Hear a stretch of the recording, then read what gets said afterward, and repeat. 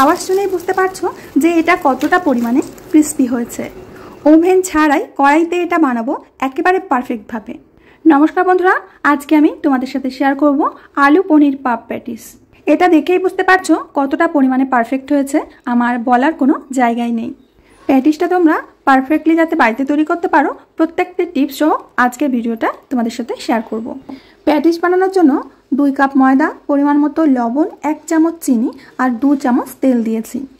এখন ময়দাটাকে ভালো করে ময়ান করে নেব। ময়দার পরিবর্তে তোমরা আটা দিয়েও প্যাটিসটা তৈরি করতে পারো, তবে একদম দোকানের মতো বানাতে গেলে ময়দা দিয়েই বানাতে হবে। ময়দাটা আমি খুব ভালো করে ময়ান করে নিয়েছি। এখন অল্প অল্প জল দিয়ে ময়দাটাকে মেখে নিতে হবে। এখানে প্যাটিস বানানোর জন্য সফট একটা ডো আমাদের মেখে নিতে হবে। বন্ধুরা, আশা করছি আজকের রেসিপিটা তোমাদের অনেক অনেক ভালো লাগবে। ভালো লাগলে অবশ্যই বন্ধুদের সাথে শেয়ার করবে, লাইক করবে, কমেন্ট করবে। তো দেখো, সফট একটা ডো আমি তৈরি করে নিয়েছি। এখন এটা রেস্টে রেখে দেবো 10 মিনিট। এদিকে একটা ফ্রাই প্যানের মধ্যে নিয়ে নিচ্ছি 1 চামচ তেল। তেলটাকে ভালো করে গরম করে নিয়ে এর মধ্যে দিয়ে দেবো 1 চামচ আধ ভাঙা ধনে, আর দিয়ে দেবো 1/2 চামচ মৌরি, এটাও আধ ভাঙা করে নিয়েছি, আর দিয়ে দেবো 1/2 চামচ জিরে। প্যাটিসের যে পুরটা করব, এই পুরে জিরে, ধনে আর মৌরির ফ্লেভারটা একসাথে দারুণ লাগে। তো এগুলো একটু ভেজে নিয়েছি। এবার দিয়ে দেবো গ্রেট করা আদা আর কুচনো কাঁচা লঙ্কা। এগুলোকেও একটু এর সাথে ভালো করে ভেজে নিতে হবে। সুন্দর একটা কালারের জন্য এখানে দিয়ে দিচ্ছি অল্প একটু হলুদ আর কাশ্মীরি লাল লঙ্কার গুঁড়ো 1/2 চামচ।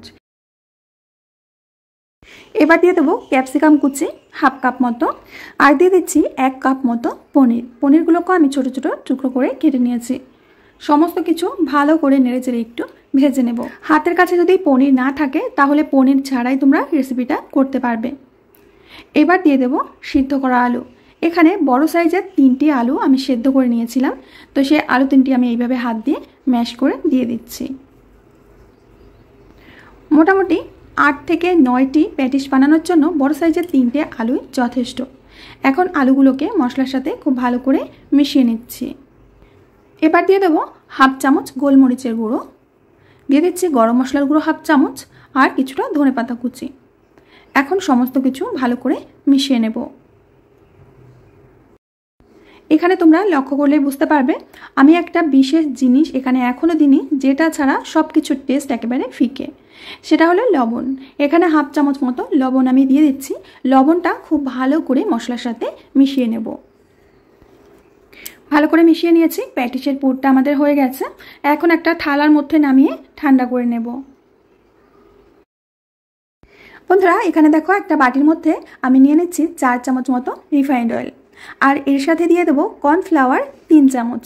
কর্নফ্লাওয়ারের জায়গায় তোমরা এখানে ময়দা দিয়েও করতে পারো, তবে কর্নফ্লাওয়ার দিলে নাস্তাগুলো আরও বেশি পরিমাণে ক্রিস্পি হবে। খুব ভালো করে এটা মিশিয়ে একটা ক্রিমের মতো করে নিতে হবে। এদিকে 10 মিনিট হয়ে গেছে, আমাদের ময়দাটা কিন্তু একেবারে সেট হয়ে গেছে। তো আরও একটু মেখে নিয়ে এখান থেকে আমি ছোট ছোট করে লেচি কেটে নেব। ছোট বলতে যেরকমটা রুটি বানানোর লেচি হয় তার থেকে একটু বড় করে লেচিগুলো কেটে নিতে হবে। তো একটা লেচি নিয়ে আমি রুটিটা বেলে নিচ্ছি। আর রুটিটা যতটা পরিমাণে পাতলা করবে আমাদের প্যাটিসগুলো কিন্তু ততই ক্রিস্পি হবে আর লেয়ারযুক্ত হবে। বন্ধুরা, তোমরা দেখতে পাচ্ছ রুটিটা একেবারে পাতলা করে কিন্তু আমি বেলে নিয়েছি, বড় আর পাতলা করে বেলে নিয়েছি। এখন একটা থালার মধ্যে রেখে দেব। আর কাজের সুবিধার্থে আমি সবকটা রুটি আগে থেকেই বেলে নিয়েছি। এখন এখান থেকে একটা রুটি প্রথমে নিয়ে নিচ্ছি। দেখো, এবার যে ক্রিমটা আমরা তৈরি করেছিলাম এই ক্রিমটা এই রুটির উপর থেকে দিয়ে দিতে হবে। এবার হাত দিয়ে পুরো রুটিটায় এই ক্রিমটা মাখিয়ে নিতে হবে, ঠিক এইভাবে। এবার এর উপর থেকে গুঁড়ো ময়দা ছিটিয়ে দিচ্ছি। এখন এর উপর থেকে আরও একটা রুটি দিয়ে দেব। এবার তৈরি করে রাখা ক্রিমটা আবারও একইভাবে দিয়ে দেব। মোটামুটি আমরা এখানে 7টি রুটি বানিয়েছি। প্রত্যেকটি রুটির উপরে এরকম ক্রিমটা আর গুঁড়ো ময়দা ছিটিয়ে দিয়ে একটার পরে একটা দিয়ে দিতে হবে। রুটি যত বেশি হবে লেয়ারও কিন্তু তত বেশি পরিমাণে হবে। কাজটা দেখে একটু কঠিন মনে হলেও একদমই কিন্তু কঠিন নয়। তোমরা যখন বানাবে তখনই বুঝতে পারবে। শেষের রুটিটায় আর কিন্তু ক্রিম দেওয়া যাবে না, শুধু গুঁড়ো ময়দা দিয়ে বেলে একটু বড় করে নিতে হবে। তো বন্ধুরা তোমরা দেখতেই পাচ্ছ রুটিটা আমি বেশ বড় করে বেলে নিয়েছি।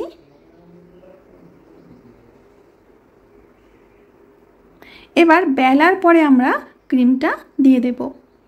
বন্ধুরা আমরা তো বাজার থেকে প্যাটিস কিনেই আনি, তো সেটা কতটা স্বাস্থ্যসম্মত আমরা কিন্তু কেউই জানি না, কতটা পরিষ্কারভাবে সেটা তৈরি হয় সেটা কিন্তু আমরা নিজের চোখে দেখি না। তো বাড়িতে একেবারে পরিষ্কারভাবে একদম ফ্রেশভাবে আমরা তৈরি করে কিন্তু খেতে পারি এবং খুব সহজে। রুটিটা বড় করে বেলে নেওয়ার পর ক্রিম মাখিয়ে দিয়েছি, দেখতেই পাচ্ছ। এবার রুটিটাকে ঠিক কীভাবে ভাঁজ করতে হবে তোমরা দেখলেই বুঝতে পারবে। প্রথমে একটা পাশ ভাঁজ করে আরও একটু ক্রিম লাগিয়ে দেব। এবার ক্রিম লাগানোর পর অন্য পাশটাও একইভাবে ভাঁজ করে নিতে হবে।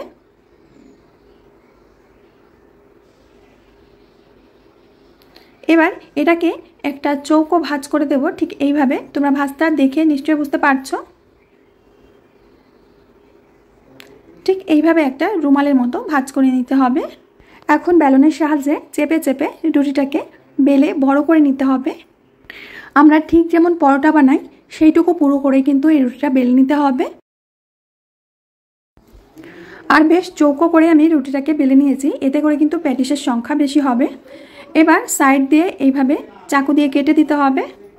এইভাবে চাকু দিয়ে সাইডটা কেটে দিলে আমাদের প্যাটিসের লেয়ারগুলো কিন্তু খুব সুন্দরভাবে খুলবে। এখন এই চৌকো রুটিটাকে আমরা 9টি ভাগে ভাগ করে নেব। শুধু হাত দিয়ে দাগগুলো কাটলে একটু এঁকে বেঁকে যেতে পারে, এর জন্য আমি একটা খুন্তির সাহায্যে এইভাবে সোজা করে কেটে নিয়েছি।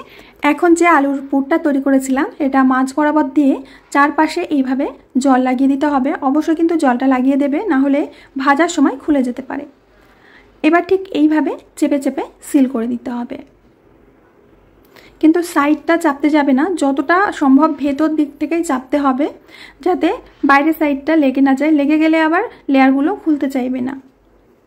তো একটা প্যাটিস আমাদের তৈরি করা হয়ে গেছে। তোমাদের বোঝার সুবিধার জন্য আমি আরও একটি প্যাটিস বানিয়ে দেখাচ্ছি। চারপাশে এরকম জল লাগিয়ে দিতে হবে স্ট্যাফিংয়ের, তারপরে ঠিক এটা এইভাবে আটকে দিতে হবে। আর চাপটা ঠিক যে আলুর পুরটা রয়েছে আলুর পুরের সাইড দিয়ে এইভাবে চেপে চেপে আটকে দেবে, বাইরের দিকটায় কিন্তু চাপ দিতে যাবে না। আশা করি নিশ্চয়ই তোমরা বুঝতে পারছো দেখে। তো বন্ধুরা একইভাবে একে একে সবকটি প্যাটিস আমি তৈরি করে নিয়েছি। এদিকে তেলটা হালকা গরম করে নিয়েছি। হালকা গরম তেলের মধ্যেই কিন্তু প্যাটিসটা দিয়ে দিতে হবে। তেলটা খুব বেশি গরম হলে প্যাটিসের লেয়ার কিন্তু খুলবে না। এইভাবে লো আঁচে কিছুক্ষণ আমরা প্যাটিসগুলোকে ভেজে নেব।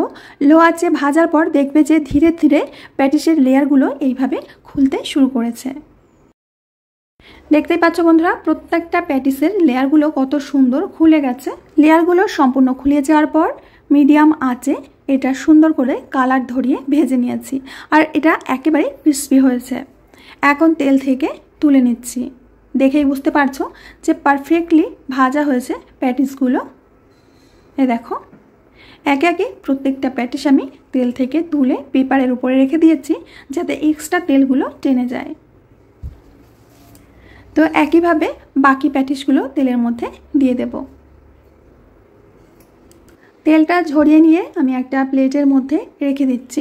আর তোমরা দেখেই বুঝতে পারছো প্যাটিসটা কতটা পরিমাণে পারফেক্টলি ভাজা হয়েছে। প্রত্যেকটা লেয়ার কিন্তু খুব সুন্দরভাবে বোঝা যাচ্ছে। এখন একটা প্যাটিস তোমাদের ভেঙে দেখাচ্ছি। তোমরা আওয়াজেই বুঝতে পারছো যে এটা কতটা পরিমাণে ক্রিস্পি হয়েছে, কতটা পরিমাণে পারফেক্ট হয়েছে। আমার বলার কোনো ভাষাই নেই। তাহলে বন্ধুরা এখন আর দোকান থেকে প্যাটিস না কিনে খেয়ে বাড়িতেই তৈরি করে নাও খুব সহজে। তো আমার প্রিয় বন্ধুরা আমি আজ এখানেই বিদায় নেব। আবার আসবো নতুন রেসিপি নিয়ে। ততক্ষণের জন্য সবাই ভালো থেকো, সুস্থ থেকো, সকলকে সুস্থ রেখো।